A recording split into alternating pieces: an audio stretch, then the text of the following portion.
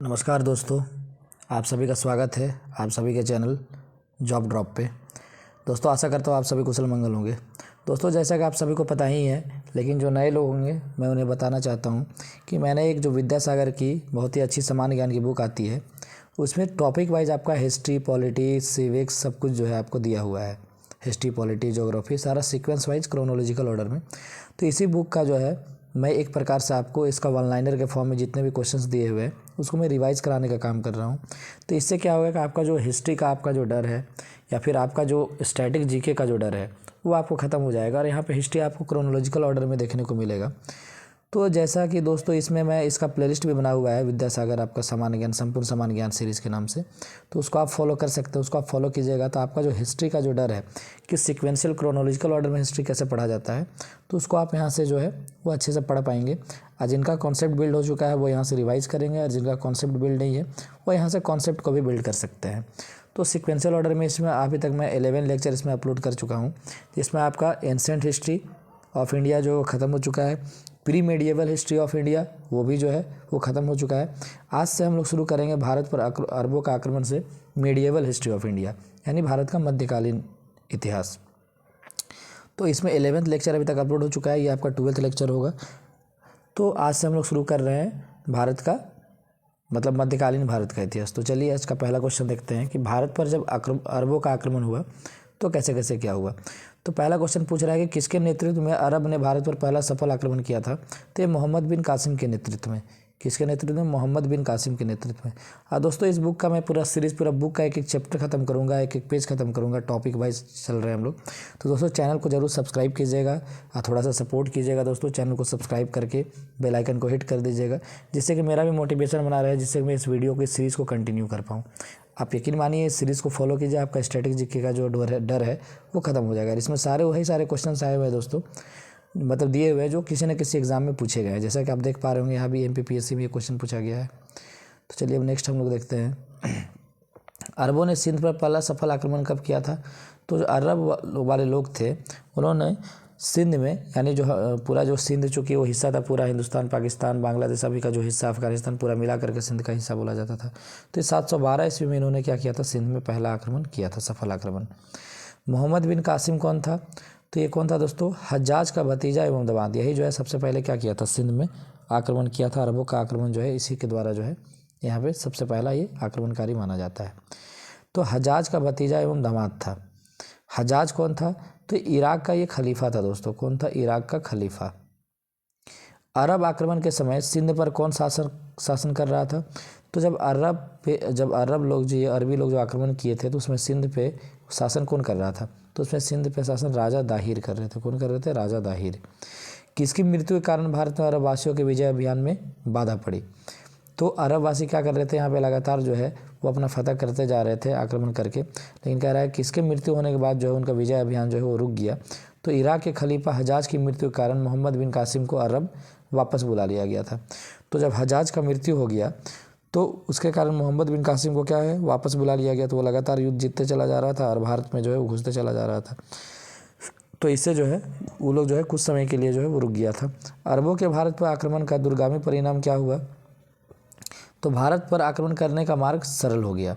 तो कह रहा है कि जो अरब लोग भारत पर आक्रमण किए थे तो उसका दूरगामी यानी बहुत लंबा अगर दृष्टिकोण से देखिएगा तो क्या इसका परिणाम निकला? तो इसका परिणाम ये निकला कि भारत पर आक्रमण करने का इनका जो रास्ता था वो क्या हो गया, आसान हो गया।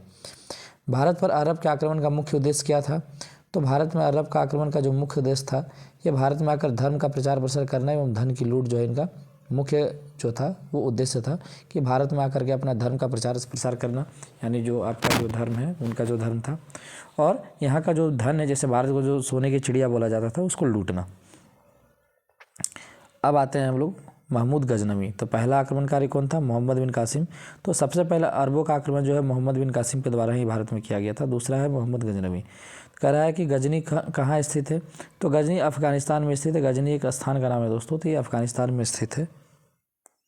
गजनी राजवंश की स्थापना किसने की थी? तो गजनी राजवंश की स्थापना दोस्तों अल्पतगीन ने की थी। किसने? अल्पतगीन। सुबुक्तगीन कौन था? तो ये अल्पतगीन का दामाद था। कौन था? सुबुक्तगीन, अल्पतगीन का दामाद। सुबुक्तगीन ने कब गजनी पर अपना अधिकार किया था? तो ये 977 ईस्वी में अपना अधिकार किया था। कब किया था दोस्तों? 977 ईस्वी में। हिंदी शाही वंश के किस राजा के विरुद्ध सुबुक्तगिन ने संघर्ष में भाग लिया था? तो हिंदी शाही वंश का कौन सा राजा के विरुद्ध जो है ये युद्ध किया था? तो ये जयपाल के विरुद्ध किया था। किनके विरुद्ध? जयपाल। सुबुक्तगिन की मृत्यु के बाद उसका उत्तराधिकारी कौन हुआ? तो सुबुक्तगिन की मृत्यु के बाद दोस्तों उसका उत्तराधिकारी इसका पुत्र जो है महमूद गजनवी हुआ। कौन हुआ था भाई? महमूद गजनवी। गजनवी का नाम तो सुने ही होंगे, बहुत फेमस लुटेरा। सुल्तान की उपाधि धारण करने वाला पहला तुर्क शासन कौन था? तो महमूद गजनवी ही था जो सुल्तान का उपाधि, पहला तुर्क शासक ऐसा जो सुल्तान का उपाधि धारण किया था। महमूद गजनवी ने भारत पर कितने बार आक्रमण किया था? तो इसने भारत पर दोस्तों 17 बार आक्रमण किया था। कितने बार? 17 बार। और यही जो है आप सभी को पता ही होगा कि जो सोमनाथ मंदिर जो हमारा भगवान शिव का जो मंदिर है, एक ज्योतिर्लिंग है, 12 ज्योतिर्लिंग में से 12 में से, तो उसमें जो 17 बार आक्रमण जो है किया था। मोहम्मद गजनवी ने सोमनाथ के मंदिर पर कब आक्रमण किया था? तो 1025 ईस्वी में आक्रमण किया था। कब किया था दोस्तों? 1025 ईस्वी में। महमूद गजनवी ने सोमनाथ के मंदिर पर क्यों आक्रमण किया था? तो सोमनाथ के मंदिर में रखे अपार धन को लूटने के लिए जो है इस पर आक्रमण किया था। महमूद गजनवी द्वारा किए गए भारत पर आक्रमण में सर्वाधिक प्रसिद्ध आक्रमण कौन सा था? तो सबसे प्रसिद्ध आक्रमण दोस्तों इसी को माना जाता है, सोमनाथ के मंदिर पर किया गया जो आक्रमण था महमूद गजनवी का, तो यही जो है सबसे प्रसिद्ध आक्रमण जो है माना जाता है। सोमनाथ का मंदिर कहाँ स्थित है? तो गुजरात के काठियावाड़ जिले में समुद्री तट पर है, गुजरात के काठियावाड़ जिले में। महमूद गजनवी का भारत पर आक्रमण का वास्तविक उद्देश्य क्या था? तो इसका वास्तविक उद्देश्य था धन की प्राप्ति। क्या था? धन की प्राप्ति। महमूद गजनवी को यमीन उद दौला तथा यमीन उल मिल्ला की उपाधि किसने विभूषित किया था? तो ये 2 उपाधियों से जो है इसे कौन विभूषित किया था? तो क्या था? बगदाद के खलीफा अल कादिर बिल्ला ने महमूद गजनवी के पद को मान्यता प्रदान करते हुए उपाधियां से विभूषित किया था। कौन किया था? बगदाद का खलीफा अल कादिर बिल्ला। मूर्ति भंजक और बुत सिकन किस शासक को कहा गया? तो महमूद गजनवी को बोला गया। क्यों? क्योंकि ये जो है हमेशा मूर्ति तोड़ने का काम करता था। अल बेरूनी कौन था? तो वे प्रसिद्ध इतिहासविद, गणितज्ञ, भूगोलवेता, खगोल शास्त्री एवं दर्शन शास्त्री थे जो भारत आक्रमण के समय महमूद गजनवी के साथ भारत आए थे। तो भारत आक्रमण के समय महमूद गजनवी के साथ ये भारत आए थे अल बेरूनी। भारत आक्रमण के समय महमूद गजनवी के साथ कौन कौन विद्वान भारत आए थे? तो इसके साथ है दोस्तों अल बेरूनी, उतबी, वैहाकी, फिरदौसी, तो ये सब लोग जो है महमूद गजनवी के साथ भारत आए थे। महमूद गजनवी का दरबारी कवि कौन था? तो इसका दरबारी कवि वही अल बेरूनी और फिरदौसी था। शाहनामा नामक पुस्तक की रचना किसने की थी? तो ये पुस्तक की रचना फिरदौसी ने की थी। कौन किया था? फिरदौसी ने। शाहनामा किस भाषा में लिखी गई पुस्तक है? तो ये फारसी भाषा में लिखी गई पुस्तक है दोस्तों। किस भाषा में लिखी गई पुस्तक है? फारसी। महमूद गजनवी की मृत्यु कब हुई? तो इसका मृत्यु 1030 ईस्वी में हुआ। कब हुआ? 1030 ईस्वी में। अब आते हैं हम लोग मोहम्मद गौरी के पास। मोहम्मद गौरी कौन था? तो ये गौर का शासक था। कहाँ का शासक था? गौर का शासक। गौर राज्य कहाँ था? तो गजनी और हिरात के मध्य एक छोटा सा राज्य था। अब गजनी कहाँ है? अभी हम लोग इससे पहले जस्ट ऊपर पढ़े, गजनी कहाँ? अफगानिस्तान में है। तो गजनी और हिरात ये 2 जगह है, उसके बीच का एक छोटा सा जो है ये राज्य था। मोहम्मद गौरी का पूरा नाम क्या था? तो इसका पूरा नाम दोस्तों शहाबुद्दीन उर्फ मोइजुद्दीन मोहम्मद गौरी था। भारत में तुर्क राज की स्थापना किसने की थी? तो मोहम्मद गौरी ने। भारत में जो तुर्क राज यानी तुर्की राज्य का स्थापना किसने कौन किया था? मोहम्मद गौरी किया था। मोहम्मद गौरी किस वंश का शासक था? तो ये जो है दोस्तों संसबानी वंश का शासक था। किस वंश का? संसबानी। मोहम्मद गौरी ने भारत पर प्रथम आक्रमण कब और कहाँ किया था? तो ये पहला आक्रमण है दोस्तों वो 1175 ईस्वी में और मुल्तान पर आक्रमण किया था। कहाँ किया था? मुल्तान पर। मोहम्मद गौरी ने भारत पर दूसरा आक्रमण कब और किसके विरुद्ध किया था? तो पहला आक्रमण तो 1175 में किया था और दूसरा आक्रमण भी 1175 में किया था। और कहाँ किया था? गुजरात में। पहला मुल्तान में, दूसरा गुजरात में। उस समय गुजरात में चालुक्य वंश के सोलंकी का शासन था। इसी वंश के भीमद्वितीय मूलराज ने मोहम्मद गौरी को आबू पर्वत के समीप परास्त किया था। तो मोहम्मद गौरी को दोस्तों दूसरा आक्रमण जो है वो 1175 ईस्वी में किया था और उसमें चालुक्य वंश के जो सोलंकी वंश का वहाँ पे शासन था। और इसी वंश के भीमद्वितीय मूलराज ने मोहम्मद गौरी को क्या किया था? आबू यानी माउंट आबू पर्वत सुने हुए, तो वहाँ पे जो है इनको परास्त किया था इसको। तराइन का प्रथम युद्ध कब हुआ? तो ये बहुत फेमस युद्ध है दोस्तों। तराइन का प्रथम युद्ध 1191 ईस्वी में हुआ था। और किसके किसके बीच में हुआ था? ये भी बहुत जो है चर्चित है। पृथ्वीराज चौहान और मोहम्मद गौरी के बीच हुआ था। इस युद्ध में गौरी क्या है बुरी तरीके से परास्त हो गया था। बस गलती यही हुआ था पृथ्वीराज चौहान से कि उन्होंने इन्हें इसे माफ़ कर दिया था। तराइन का द्वितीय युद्ध कब और किसके बीच हुआ था? तो तराइन का द्वितीय युद्ध दोस्तों 1192 में पृथ्वीराज चौहान और मोहम्मद गौरी के बीच हुआ, और इस युद्ध में पृथ्वीराज चौहान बुरी तरह से परास्त हो गए और उनकी हत्या कर दी गई। वैसे बोला जाता है ना कि सांप को मार के आधा नहीं छोड़ना चाहिए, तो एक दिन आपको जरूर डसेगा। अब पृथ्वीराज चौहान वही किए थे। प्रसिद्ध चंदावर का युद्ध कब और किसके बीच हुआ? तो ये 1194 ईस्वी में मोहम्मद गौरी एवं राजपूत नरेश जयचंद के बीच हुआ। इस युद्ध में जयचंद की पराजय हुई था, उसकी हत्या कर दी गई।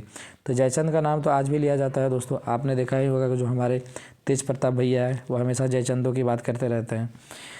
तो जयचंद का नाम आज भी लिया जाता है, क्योंकि देखिए मोहम्मद गौरी जो है, जयचंद मोहम्मद गौरी का साथ दिया और फिर जयचंद को बदले में क्या मिला? तो मौत मिला। तो इसलिए जो है मोहम्मद गौरी को जो जयचंद बोला जाता है, क्योंकि जो है वो अपनों को जो है मरवाने के लिए दुश्मनों को आमंत्रित कर लिया था, क्योंकि मोहम्मद गौरी को आमंत्रित जो है वो जयचंद ही किया था। ये आप सभी को पता ही होगा। लेकिन इससे जयचंद को भी कोई फ़ायदा नहीं हुआ। तो जो जैसा करता है वैसा भरता है। पृथ्वीराज चौहान के विरुद्ध लड़ने के लिए किस राजपूत शासक ने मोहम्मद गौरी को आमंत्रित किया था? देखिए यहाँ क्वेश्चन आ ही गया। तो जयचंद ने ही जो है उसको आमंत्रित किया था। मोहम्मद गौरी अपने विजित भारतीय प्रदेशों की जिम्मेदारी किसे सौंपकर गजनी वापस चला गया? तो कुतुबुद्दीन ऐबक को। तो ये जब वापस गया मोहम्मद गौरी, तो जो भी भारत में जितना प्रदेश कोई जीता था तो उसका जिम्मेदारी किसको दे करके चला गया था? तो कुतुबुद्दीन ऐबक को। अब यही से आपका शुरुआत हो जाएगा दोस्तों दिल्ली सल्तनत। तो मोहम्मद गौरी का भारत पर अंतिम आक्रमण कब और किसके विरुद्ध हुआ था? तो मोहम्मद गौरी का भारत पर अंतिम आक्रमण जो है वो 1205 ईस्वी में मोकोखरों को पराजित किया था, ये 1205 में। और इस विजय के बाद जब गौरी वापस गजनी लौट रहा था तो रास्ते में 1206 ईस्वी में उसकी हत्या कर दी गई। तो रास्ते में 1206 ईस्वी में क्या उसकी हत्या कर दी गई और उसके शव को गजनी ले जाकर दफनाया गया। तो जब वो भारत से लौट रहा था 1206 ईस्वी में, तो रास्ते में उसका हत्या कर दिया गया था। अब भारत में जितना प्रदेश को जीता था उसका जिम्मेदारी जो है कुतुबुद्दीन ऐबक को सौंप करके चला गया। और यहीं से अब कुतुबुद्दीन ऐबक क्या करेगा? आपका दिल्ली सल्तनत का जो है वो स्थापना करेगा। तो ये आपका भारत में जो अरबों का आक्रमण हुआ ये आज ख़त्म हो गया। मतलब अरबों का आक्रमण तो खैर शुरुआत में आपका मोहम्मद बिन कासिम के थ्रू हुआ, फिर मोहम्मद गजनवी हुआ, फिर मोहम्मद गौरी हुआ। तो अब ये अरबों का आक्रमण ख़त्म। अब जो है ये जो कुतुबुद्दीन ऐबक है वो आपका दिल्ली सल्तनत का स्थापना करेगा। फिर मुग़ल आएंगे, उसके बाद अंग्रेज़ आएंगे। तो ऐसे करके हम लोग पढ़ते चले जाएंगे। तो आपका जो है मुग़ल तक जो है वो आपका चलेगा मध्यकालीन भारत, फिर अंग्रेज़ आएंगे तो पूर्व आधुनिक भारत, फिर आपका आधुनिक भारत 1857 से लेकर के आपका आज़ादी तक चलेगा। तो इसी तरीके से सीक्वेंस वाइज जो है सीरीज़ को जो है दोस्तों वो चलाया जाएगा। तो आप लोग से जो है एक रिक्वेस्ट है कि चैनल को ज़रूर सब्सक्राइब कीजिए और इसका प्लेलिस्ट बना हुआ है, इसको आप फॉलो करते जाइए। तो जिससे कि सीक्वेंस वाइज आप पढ़ते जाइएगा तो आपका कॉन्सेप्ट भी क्लियर होते चला जाएगा और आपको एक सीक्वेंसली जो है वो क्रोनोलॉजिकल ऑर्डर में आपको हिस्ट्री भी समझ में आएगा, जिससे कि आपको बार बार रटने का ज़रूरत नहीं पड़ेगा। आप एक बार पढ़ लीजिएगा तो आपका जो है स्टैटिक जीके में जो भी कॉम्प्लेक्सिटी आता है वो आपका ख़त्म हो जाएगा। तो चलिए दोस्तों आगे हम लोग मिलते हैं फिर नेक्स्ट वीडियो में। Thank you.